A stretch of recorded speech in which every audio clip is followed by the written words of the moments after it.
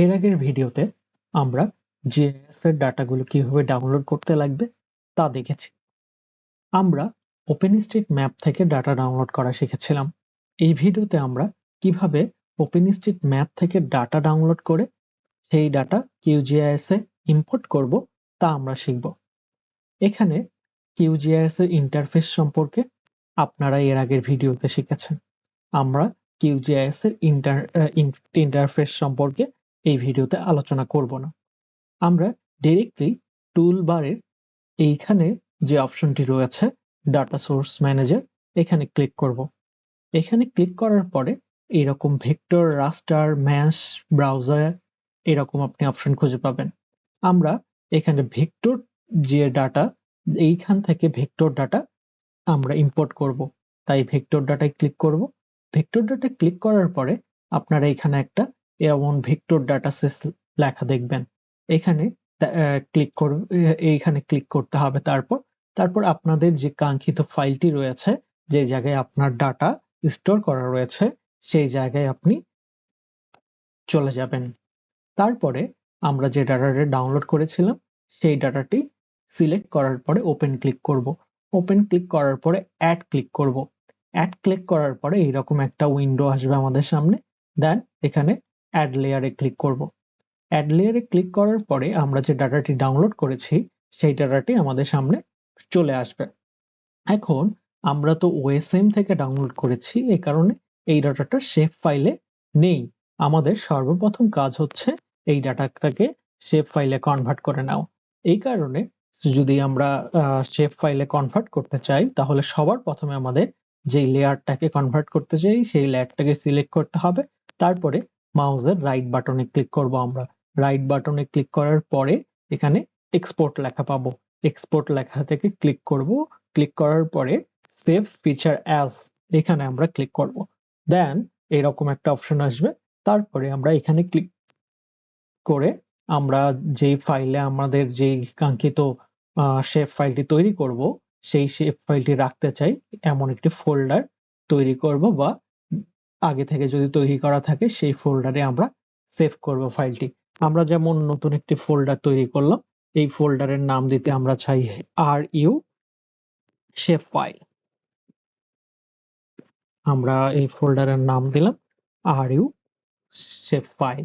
ওকে, and এখানে আমরা click করলাম। ক্লিক করার পরে আমরা কি করতে চাই, আমরা করতে চাই যেহেতু আমরা লাইন ডাটাটাকে হচ্ছে শেপ ফাইলে কনভার্ট করতে চাই, তাই এইটাকে নাম দিলাম RU লাইন। ওকে, তারপরে আমরা ওকেতে ক্লিক করব। দেন এখানে আমরা লক্ষ্য করতে পারছি এই যে এই ডাটাটা শেপ ফাইলে কনভার্ট হয়ে গিয়েছে। ওকে, এখান থেকে তাহলে আমরা যেই লেয়ারটাকে অলরেডি শেপ ফাইলে কনভার্ট করে নিয়েছি সেই লেয়ারটাকে রিমুভ করে দিই। রিমুভ করে দিলাম। দেন এইভাবে প্রতিটা OSM ডাটা যে আমরা ডাউনলোড করেছি এটাকে সেম ভাবে আমরা কি করব, শেপ ফাইলে কনভার্ট করে নেব। শেপ ফাইলে কনভার্ট করার পদ্ধতিটা প্রতিটার ক্ষেত্রেই সেম।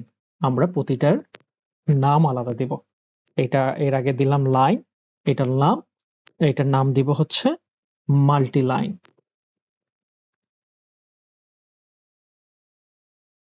দেন ওকে, দেন এই ডাটাটাও কনভার্ট হয়ে গেল। দেন এই ডাটাটাকে আমরা রিমুভ করে দেব। তারপরে আমাদের মাল্টিপলিগন। ওকে, আবার same export, save, file name, এখানে সেম ভাবে আমরা দিব RU পলিগন। ওকে,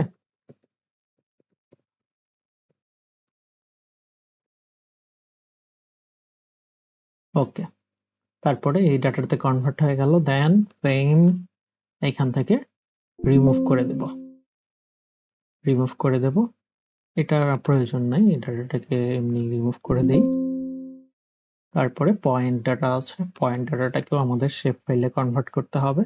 এই কারণে কি করব, আমরা সবার প্রথমে এক্সপোর্টে ক্লিক করে আবার সেম কাজ, আমরা এখানে ফাইলে গিয়ে ফাইলের যে নেম সেই নেমটা চেঞ্জ করব, তাহলে এটা শেপ ফাইলে রূপান্তরিত হয়ে যাচ্ছে। ওকে, আমাদের চারটা ডাটাই রূপান্তরিত করা হয়ে গেল শেপ ফাইলে। এবার রিমুভ করে দেই। ওকে, আমরা যে ওএসএম ডাটা ডাউনলোড করছিলাম সেটা ওএসএম ফরম্যাটে ছিল, কিন্তু আমরা এখন শেপ ফাইলে কনভার্ট করে নিয়েছি। ঠিক আছে, এখন আমরা ওএসএম ডাটাকে কনভার্ট করতে শিখলাম। এখন আমাদের কি দরকার, এখন আমরা এই ডাটাগুলোকে কিভাবে অন্য ডাটাগুলোকেও কিভাবে হচ্ছে কিউজিআইএস আপলোড করতে পারি সেইটা আমরা এখন দেখব। আমরা যদি লক্ষ্য করি যে আপনার এই জায়গায় ব্রাউজার নামে একটা অপশন রয়েছে। এই ব্রাউজারে আমরা এইরকম যখন আপনারা কিউজিএস ওপেন করবে, আপনাদের যে ড্রাইভ রয়েছে সেই ড্রাইভ দেখতে পাবেন।